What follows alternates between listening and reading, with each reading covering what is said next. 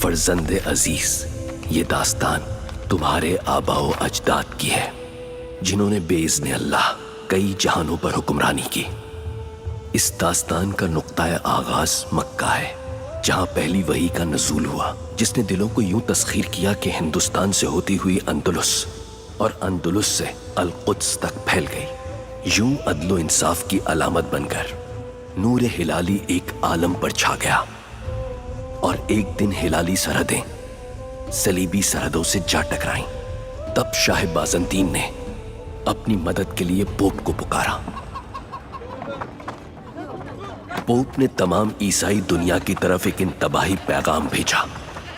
کئی عیسائی ممالک متوجہ ہوئے، اور ہر صاحب طاقت عیسائی نے پوپ کی آواز پر لبیک کہا۔ سردار، صلیبی سرحدوں پہ فتنہ زور پکڑ چکے ہیں، اب آپ کا کیا حکم ہے؟ ہم نے بہت کوشش کی کہ امن برقرار رہے، لیکن اب سوال ہماری معصوم جانوں اور قبلہ عمل پر ہے۔ جہاد ہوگا، لہذا جہاد کی تیاری شروع کی جائے۔ اللہ اکبر، اللہ اکبر، اللہ اکبر۔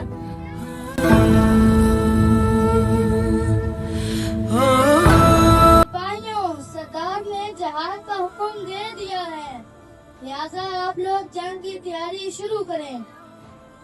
ہمیں جہاد جوش و جذبے کے ساتھ لڑنا ہوگا، کیونکہ اب بات القدس کی ہے۔ اللہ اکبر۔ یا اللہ، اگر تو جانتا ہے کہ میں جہاد صرف تیری رضا کے لیے کر رہا ہوں تو مجھے فتح عطا فرما، اور اگر میری نیت میں ریا ہے تو مجھے شکست دے دے۔ یا اللہ، میرا سہارا صرف تیرا نام ہے، اور میری طاقت صرف تیرا ذکر ہے۔ یا اللہ، میرے وسائل کمزور ہیں اور میرے لشکر کی تعداد کم ہے، لیکن تیرا وعدہ ہے کہ تو مظلوموں کی مدد کرتا ہے، اور تو ہی مدد کرب ہے، اور تو ہی بہت کرب ہے۔ یا اللہ، آج بھی اپنے دین کی مدد فرما، آمین۔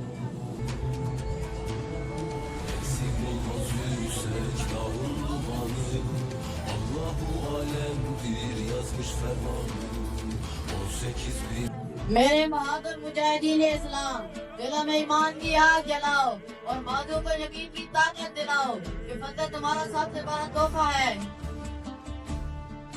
اور شہادت تمہارا سب سے بڑا انعام ہے۔ اے سپاہیوں، آگے بڑھو، القدس تمہیں پکار رہا ہے، اور مسجد اقصی تمہاری طرف دیکھ رہی ہے، اور آسمانوں کے فرشتے تمہاری تکبیر کے منتظر ہیں۔ اللہ اکبر۔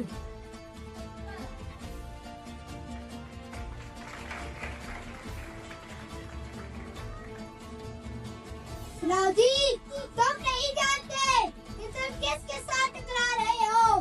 منصورم کی سب سے بڑی فوج ہے، بیت المقدس ہمارا ہے، تم ہمیں شکست نہیں دے سکتے۔ بیت المقدس کسی ایک قوم کا نہیں ہے، یہ اللہ کا شہر ہے، اور اسے آپ حقوق سے نہیں عدل سے آزاد کروانے آئے ہیں۔ ہماری طاقت تلوار نہیں، ہماری طاقت ایمان ہے۔ ہم محمد صلی اللہ علیہ وآلہ وسلم کی امتی ہیں۔ ہم جنگ جیتنے کے بعد بھی قیدیوں کو پانی پلاتے ہیں، دشمنوں کو پناہ دیتے ہیں۔ ہم جنگ کرتے ہیں، ظلم نہیں۔ اللہ اکبر، اللہ اکبر، اللہ اکبر۔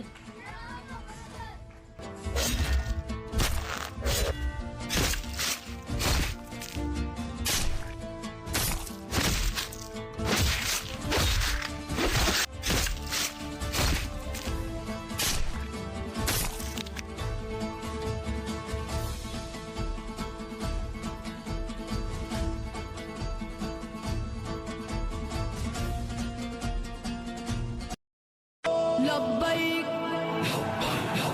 لبیک یا اخوتنا لبیک القدس لنا لبیک، اے ارض مقدس، ارض حرم، نبیوں کا وطن لبیک یا اخوتنا لبیک القدس لنا لبیک، اے ارض नबियों का वतन।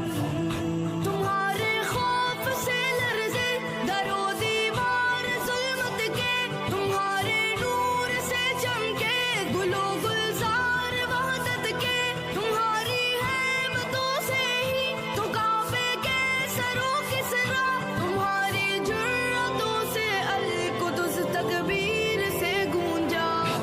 लब्बैक या इख़वतुना लब्बैक अल कुद्स लना लब्बैक, ऐ अर्ज़ मुक़द्दस अर्ज़ हरम नबियों का वतन। लब्बैक या इख़वतुना लब्बैक अल कुद्स लना लब्बैक, ऐ अर्ज़ मुक़द्दस अर्ज़ हरम नबियों का वतन।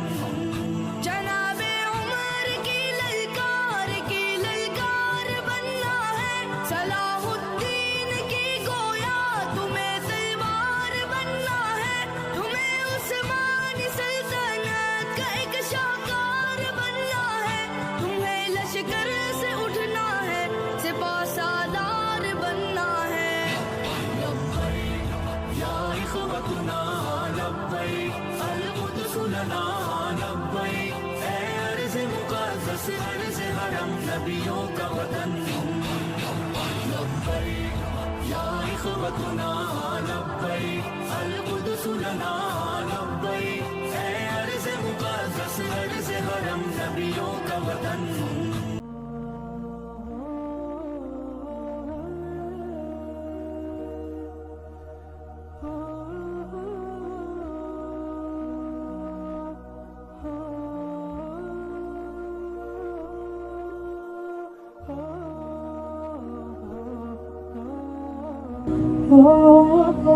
महबूब खुदा, 12वीं सदी में मुस्लिम दुनिया सियासी तौर पर मुंतशिर थी और आज भी मुसलमान मुल्क तकसीम और कमजोर हर एक में मवाद में मसरूफ है।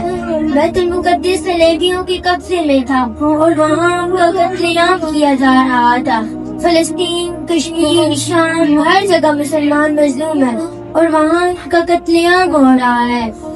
तब भी अवाम में मायूसी, कमजोरी और खौफ का आलम था और आज भी अवाम में कोई इत्तेहाद नहीं।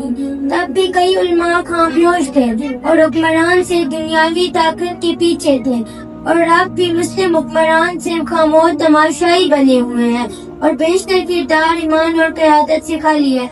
ऐ तमाम जहानों की रहमत वाले, तब आपने एक दीनदार, सादा मगर मजबूत ईमान वाला रहनुमा सामने लाया। इसने उम्मत को दीन, इखलास, जहाद के नाम पर एक कर दिया और अपनी सारी जिंदगी फलस्तीन की आजादी और उम्मत के लिए वक़्फ की। ऐ खत्मे रसूल, आज भी आपकी उम्मत ऐसे ही रहनुमा के इंतजार में है और आपसे दुआ को है, क्योंकि ऐ ख्वासा एक हसाने रसूल वक्त दुआ है, ऐ ख्वासा एक हसाने रसूल वक्त दुआ है, उम्मत पे तेरी आंखें जब वक्त पड़ा।